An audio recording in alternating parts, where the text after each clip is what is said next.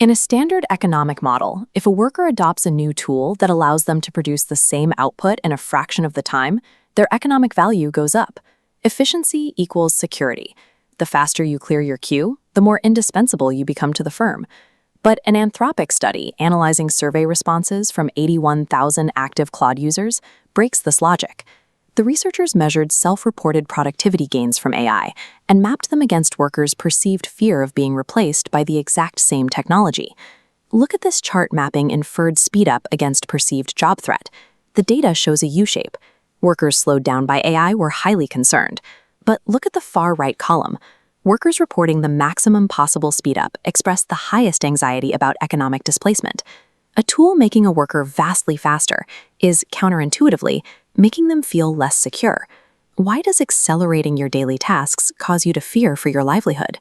The data suggests an AI's threat to your specific job depends on a subtle distinction, whether you experience the tool as a gain in pure speed or a gain in operational scope.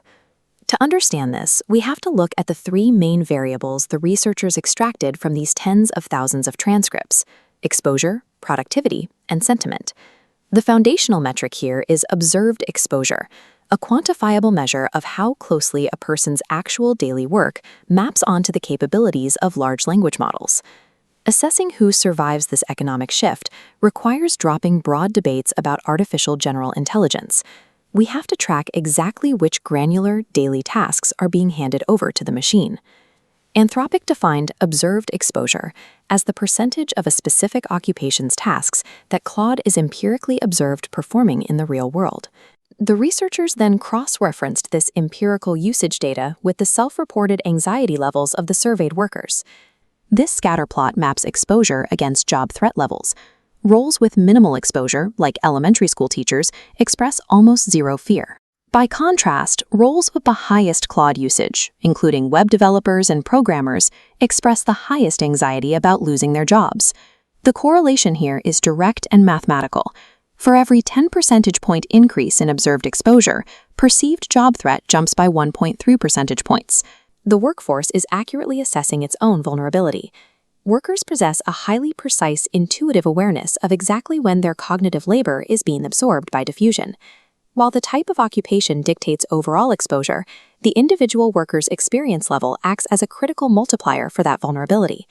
The researchers utilized Claude-powered classifiers to parse the unstructured transcript responses, scanning for mentions of job titles, years of experience, or management duties, to infer each user's career stage. This graph displays the resulting breakdown.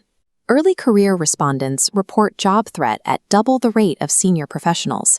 The anxiety drops off steeply the further along a worker is in their career. This self-reported fear aligns precisely with broader macroeconomic indicators, which show a tangible slowdown in the hiring of recent graduates. The raw transcripts support this. Senior developers explicitly cited the high likelihood of AI replacing junior engineering positions altogether. Large language models are functioning as a direct substitute for entry-level cognitive labor. The traditional white-collar apprenticeship model, where juniors handle routine tasks to learn the trade, is actively breaking down. The survey also measured how much actual utility workers were getting out of the tool, rating their self-reported productivity gains on a 1 to 7 scale, and mapping it against their income brackets. This chart maps productivity across wage quartiles on the left, revealing a barbell effect with high gains at the top and bottom. On the right, legal and scientific professions show the lowest gains, struggling with AI's inability to follow rigid instructions. AI's economic utility is not a flat multiplier across all white-collar work.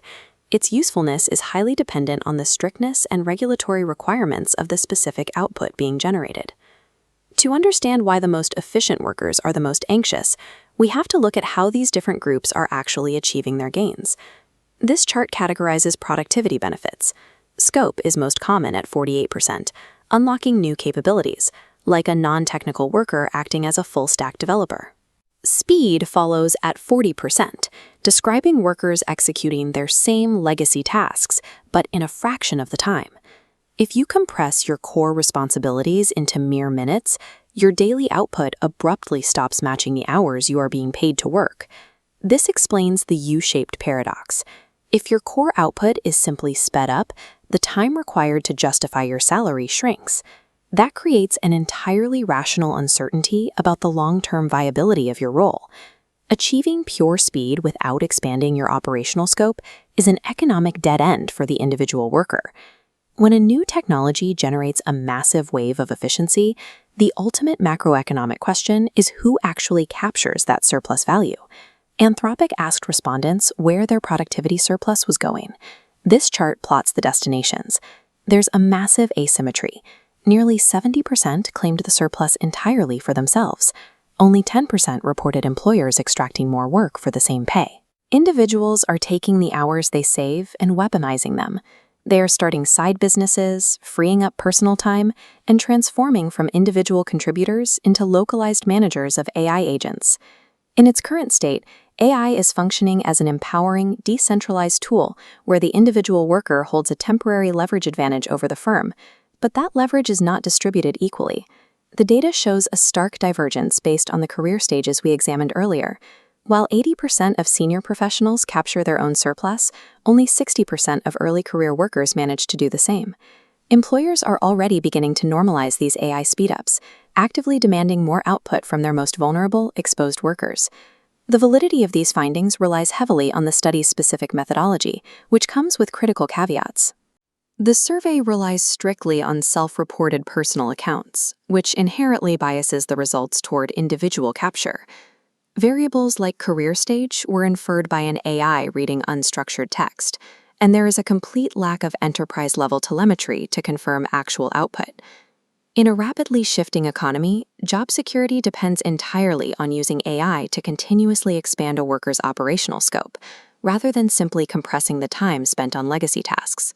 This conversion of time into capability is the only rational response to the speedup paradox.